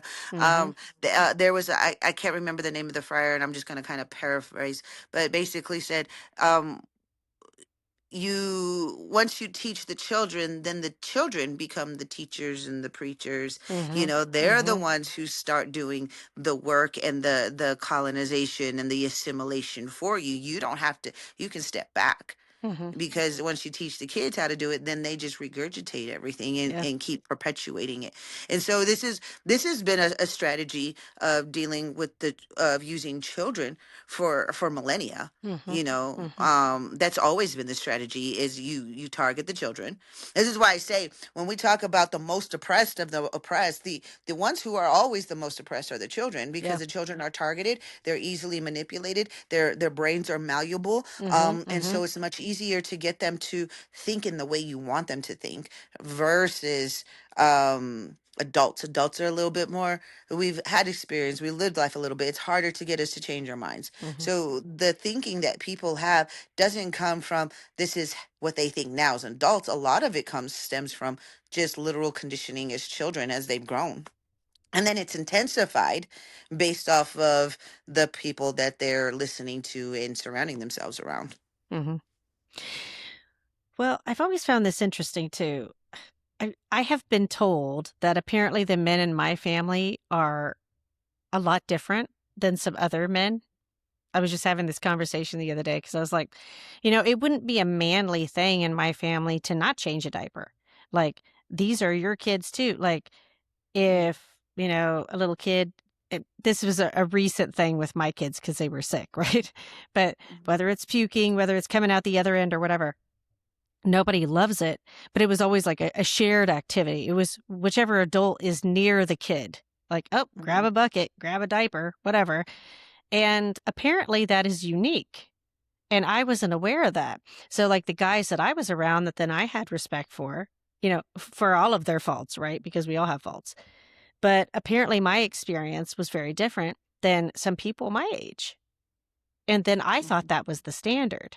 So, what I'm finding is a lot of women that I am coming across that are very vocal right now tend to have at least one, like, really significant male in their family besides the women that was always really pushing them, like, "Don't you ever let them do that. You're equal to them. Make sure that you learn a bunch of stuff so that, people can't take advantage of you."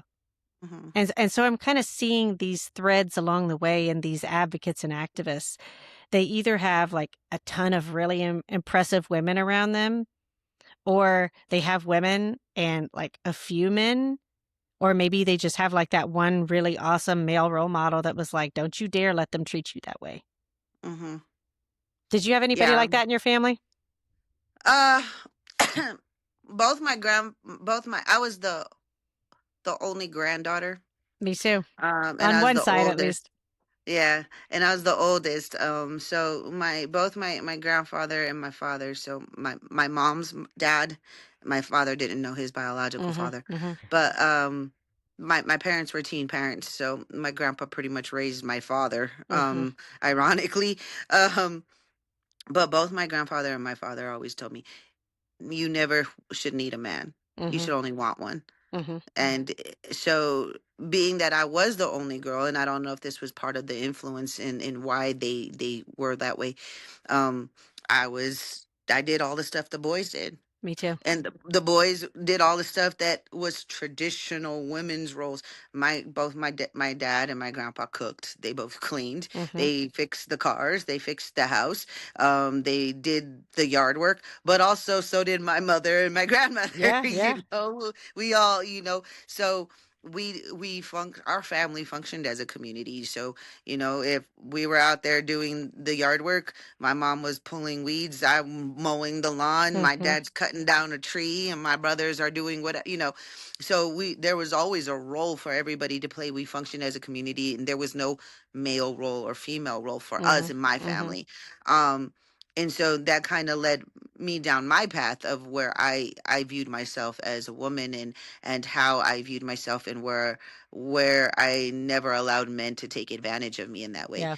And so I mean, even when I said when I got married, when I said I was going to get married, both my dad and my grandpa were like, "You sure you want to do that?"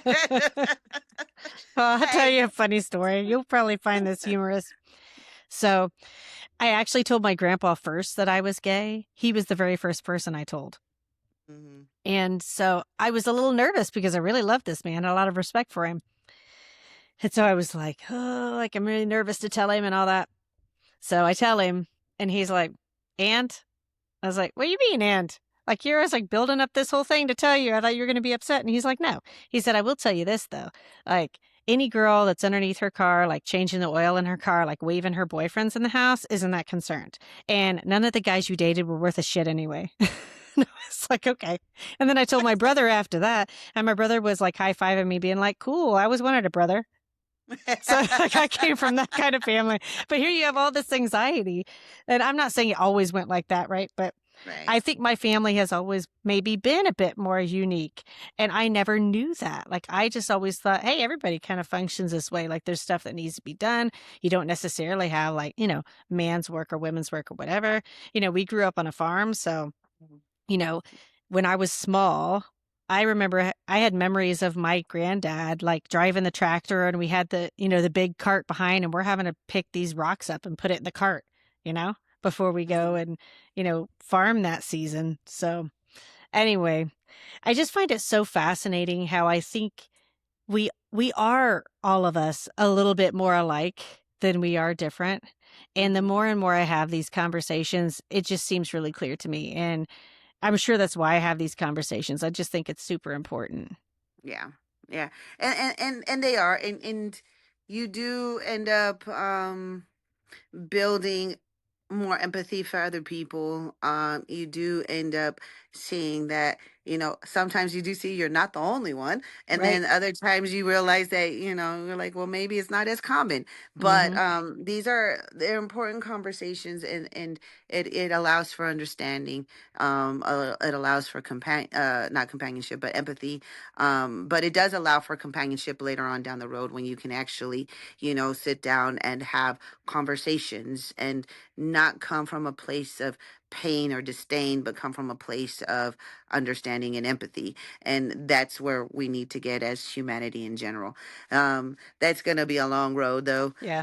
Yeah. There's a lot of trauma globally associated to everybody. Right. Um, but I think the more we have the conversations, the more we, you know, educate people, and the more patience we have with it. It took us 500 years to get where we're at, Right. and a constant cycling and repeating the past over and over to get to this, to make it more foundational for them. So it's going to take 500 years to fully get out of it. you Mhm. know um One of my friends told me one time, they're like, if you walk into a forest and it takes you 2 years to get to a certain point in the forest, and then you decide, you know what, I want to turn back. Well, it may take you 3 years, because that path that you came down, probably a boulder fell on it now. Mm. Maybe a fire happened and a flood came and washed away the path. Now you've got to find a way around where Mm. you initially came in. So they're like, the path that you walked in on is not going to be the same path walking out. So it may even take a little bit longer than that. Now, I'm not going to say it's going to take 500 years to get out of fascism. No, Right. but Hopefully not. but but it is going to take 500 years to really change generations of mindsets and worldviews. So it's going to take a little bit longer. But again, it just comes down to understanding the psychology behind it, understanding what was real, what wasn't real, what Mhm. was Mhm. manufactured, what was created to cause the discourse. And when that starts opening up for people, it makes it easier to kind of work towards that goal of removing it completely. Right. Well, I know that we've been on a long time, but we also didn't talk about any of the medic stuff. So I wanted to give some people some little tidbits here and there because I know you were a Air Force medic, Hmm. correct? Yes. And you already said that now you're working in hospice as well. So if you can give some people some just quick tips on like just things that they might have around their house that they could Sure. use that would be beneficial for anything like cold or, dressing a wound, something of that nature. Sure, absolutely. One thing, first and foremost, always safety. Always, if you're not safe for yourself, you can't be safe for a patient. Mm-hmm. So always making sure you're removing the patient from the harm or the person that's injured from the harm. Sometimes I see in videos that I'm seeing where people are rushing and they're like in the middle of where the crowd is and trying Yeah. to help somebody in the middle of a crowd, and that's dangerous. So, moving them away from the crowds, because if more things start popping up, you're able to keep them in a safer area Mm-hmm. to Mm-hmm. help whatever needs they have. Um, when it comes to the typical kind of injuries that you see in those situations, in protest kind of situations, is usually tear gas kind of Mm-hmm. Mm-hmm. injuries. You may now obviously gunshot wounds, things like that. When it comes to gunshot wounds, if they let you get allowed to get close to the person, the biggest thing is controlling bleeding. Mm-hmm. Mm-hmm. In typical CPR, they'll teach you airway breathing circulation. So secure the airway, make sure they're breathing, and then handle, any CPR or bleeding control. In a trauma situation like that, it's bleeding first and then airway. Mm-hmm. So if you get caught and you're bleeding out, no amount of CPR and oxygen is going to do anything if you're Right. bleeding out. So you got to control the bleed. The best thing, you can use items around your home, whether it be towels or clothing, things like that. You can also buy, trauma kits if you want to Mm-hmm. Mm-hmm. as well. Those are available for people to use. But the biggest thing is making sure that it's clean. Um, and then using it to put into a wound. You actually insert it into the wound as best as you can and then hold pressure, because Mm-hmm. that will help kind of calm down the bleeding. Same with tourniquets. The biggest thing is high is best. So the higher you go, the less likely are you're gonna hurt somebody. Don't ever put it on a joint, an Mm-hmm. elbow, a wrist. Always put it above the wound Mm-hmm. or and above the joint. So high is best, and turn it until the bleeding stops. You can use a stick or a pencil or something that's long to put in the between, a piece of cloth, and then turn it like a Mm-hmm. regular, and then secure it that way. And then write down, put on their forehead with blood or with marker or whatever you have. We used to use blood, just in their own blood, dip it and put what time the tourniquet was placed on. Because there's a certain amount of time. Never take it off once you put it on. If you think you put it on too tight, don't worry about it. It's fine. It'll be dealt with within the hospital setting. Mm-hmm. The other thing is eye injuries. If you see eye injuries, cover both eyes. I've been seeing people. I saw one guy that got hit in the eye with a rubber bullet. And so they were all kind of holding it like this, but his eyes going all over, looking at everything like that.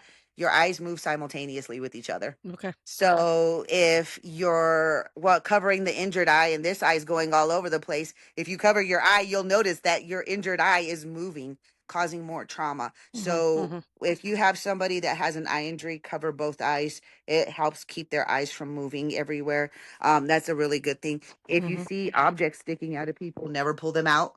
Never pull them out. Just stabilize them, so that way, and you can do that with getting cloth and wrapping it around, and it stabilizes it, and then just securing the cloth down that you have. So those are good little tidbits right there, Mm-hmm. that are really easy to do, um and very simple and easy to remember. But the biggest thing is safety, safety, safety, making sure you're moving them out of harm's way, behind a car, in the middle of two buildings, like in an alleyway, inside a building that's not being ransacked or something, Mm-hmm. pulling them out of the danger, because you're no good if you're in danger and they're still in danger, and then it causes more injuries. Mm-hmm. And then as a community, if you are out there protesting, making sure that you have ways and availability to make sure emergency crews can come in. Right. Um, Not blocking the pathways of emergency crews.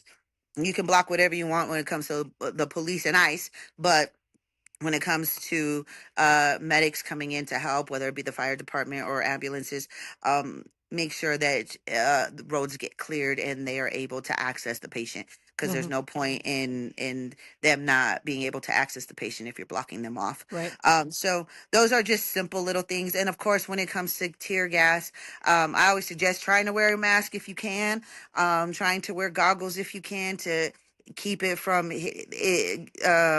pepper spray and all the other little gases that they use bind to mucus, binds to fluid. So Mm-hmm. your eyes, your nose, your mouth, that's why it stings and hurts and makes you cough and all of that, because as soon as it binds to that, that's where it gets. So anything when it comes to skin irritation, you can use water with like lemon, kind of acid, or get Mm-hmm. lemon, because it kind of neutralizes it. Anything in your in your eyes that you get in your eyes, you can use distilled water. Don't use water from the faucet because it's got bacteria and stuff in it. Mm-hmm. If you can keep distilled water, or milk is another one to wash out eyes, that helps neutralize it. But distilled water or milk, regular water. If you're pouring regular water on your face, you got to make sure it's like super filtered, because Mm-hmm. again, water carries bacteria. So be mindful of those things. Those would be the biggest things that I would say to do. But whatever you can do to protect yourself while you're out there, getting gas masks. They're, depending on where you get them, they're not too expensive. Mm-hmm. You can get goggles. Some people will get the full thing. Those are a little bit more expensive if you get the full face gas mask. But you can get gas masks that are just for the mouth, and then buy goggles, so that way you just keep your eyes protected. That way you can see what you're doing, and you're more helpful in the end. So protect yourself as best as you can, and then those little fundamental, just new, little basic things Mm-hmm. will help save a life more than you'll ever know. So keeping pressure and holding pressure with bleeding wounds, never pulling out objects, covering both eyes, tourniquets high and tight. Mm-hmm. Those are the best things to do. So Awesome. Well, I really appreciate you taking the time to come on today. Hopefully, you can come back another time. And I know, I'll be passing your name around to everybody that wants to do anything with medic stuff, because it's such a value right now. And I think there's so many little things that they're afraid that they'll make the wrong decision, or that they'll do more harm than good. So I really appreciate you coming on today and speaking about all those things. you're welcome. Oh, and I'll also add, uh, hand CPR. If you've ever done CPR, they'll teach you to do, 30 seconds of compressions and Mm-hmm. then do 2 breaths. Um, you, even per the newest guidelines, you don't actually have to do the breaths. Okay. As long as you're doing compressions and doing it within, pushing 2 inches deep, you might break some ribs. It happens. Don't feel weird when you do it. But getting at least 2 inches deep.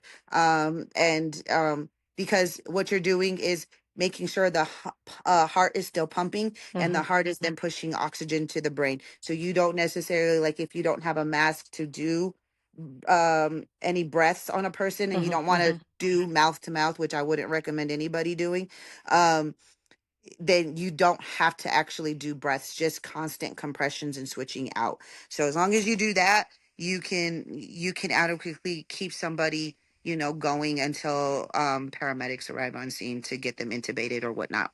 Okay, So great. that's a good tip that a lot of people don't know. So you don't have to do the 30 seconds compressions, 2 breaths, 30, just do the compressions. So Okay. that'll be the most helpful in any way. And besides that, I always ask everybody whenever they come off, we talked about a lot of things today. If there's one thing that you want people to really remember about you, what would that be? I tried my best not to be a hypocrite. That's a I good tried one. my best not to I tried my best to live in contradiction, as balanced as possible, and practice what I preach. Um, but that I could recognize my flaws and hold myself accountable when I did. That would be the thing I would want people to remember me as. All right. Well, thank you very much for coming on today, and we'll see you Thank later. you. All right, have a good one. You too. Bye. Bye. We are at a pivotal point in American history. We do not have the luxury to remain silent. Programs are disappearing every day. We hope that this podcast raises awareness and sparks a sense of advocacy in you. We all can make a difference. The important thing is to start. See you next time.